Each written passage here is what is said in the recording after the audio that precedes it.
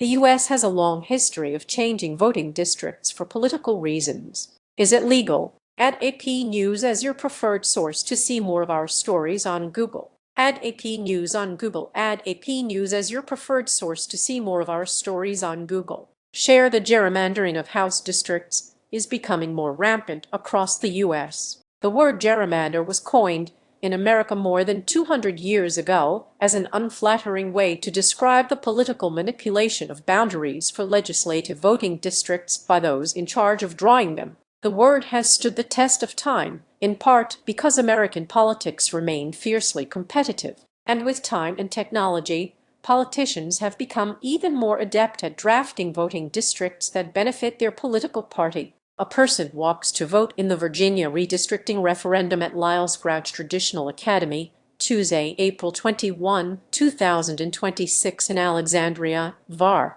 AP photo / Julia DeMary Nickinson. A person walks to vote in the Virginia redistricting referendum at Lyles Grouch Traditional Academy, Tuesday, April 21, 2026 in Alexandria, VAR. AP photo / Julia DeMary Nickinson. Add AP News on Google. Add AP News as your preferred source to see more of our stories on Google. Share. Facebook. Copy link. Copied email. X linked in Bluesky, Flipboard, Pinterest, Reddit. Read more. How are voting districts drawn? In many states, the legislature is responsible for drawing U.S. House districts, subject to the approval or veto of the governor. District maps must be redrawn every decade after each census to make sure that each district has about the same number of voters. But in certain states, nothing prevents legislatures from redistricting more often. Some states entrust redistricting to special commissions composed of citizens or bipartisan panels of politicians in an effort to limit gerrymandering.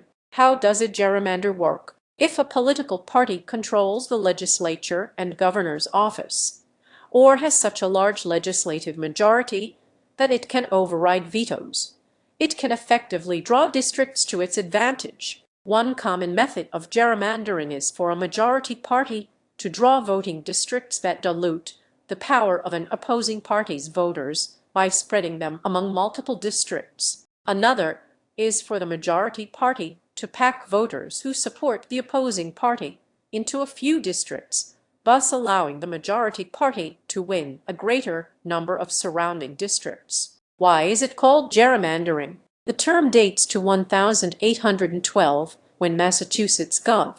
Elbridge Gerry signed a bill redrawing state Senate districts to benefit the Democratic-Republican Party. Some thought an oddly shaped district looked like a salamander. A newspaper illustration dubbed it the gerrymander, a term that later came to describe any district drawn for political advantage. Gerry lost re-election as governor in 1812, but won election that same year as vice president to President James Madison. Though Gerry's name was pronounced with a hard G, like Dury, his namesake redistricting method is pronounced with a soft G, like Gerry. Read more. Is political gerrymandering illegal? Not under the U.S. Constitution. The Supreme Court, in a 2019 case originating from North Carolina, ruled that federal courts have no authority to decide whether partisan gerrymandering goes too far. Chief Justice John Roberts wrote, "The Constitution supplies no objective measure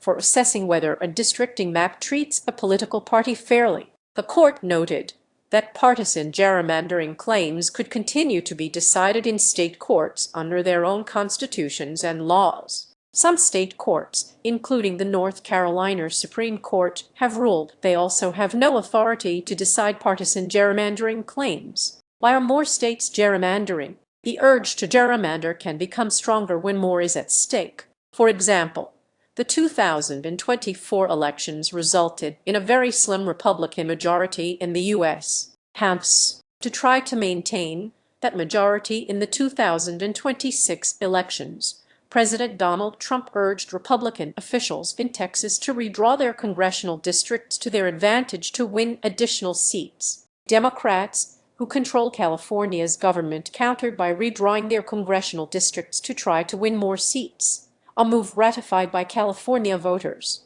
The gerrymandering in the nation's two most populous states led officials in other states to also redraw House districts to try to gain their parties an edge. A person votes in the Virginia redistricting referendum at Lyles Grouch Traditional Academy, Tuesday, April 21, 2026 in Alexandria, VAR. AP photo/Julia DeMary Nickinson. A person votes in the Virginia redistricting referendum at Lyles Grouch Traditional Academy, Tuesday, April 21, 2026 in Alexandria, VAR. AP photo/Julia DeMary Nickinson. Add AP News on Google. Add AP News as your preferred source to see more of our stories on Google. Share Facebook. Copy link.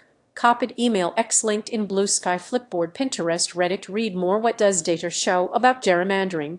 Statisticians and political scientists have developed a variety of ways to try to quantify the partisan advantage that may be attributable to gerrymandering. Republicans, who control redistricting in more states than Democrats, used the 2010 census data to create a strong gerrymander. An Associated Press analysis of that decade's redistricting found that Republicans enjoyed a greater political advantage in more states than either party had in the past 50 years. Democrats responded to match Republican gerrymandering after the 2020 census. An AP analysis of the 2024 elections showed a significant political tilt in one-third of the state's congressional districts, an indicator of potential gerrymandering. But the overall number of U.S. House seats won by Republicans and Democrats aligned almost perfectly with what would have been expected based on the share of the vote that each party received in districts across the U.S.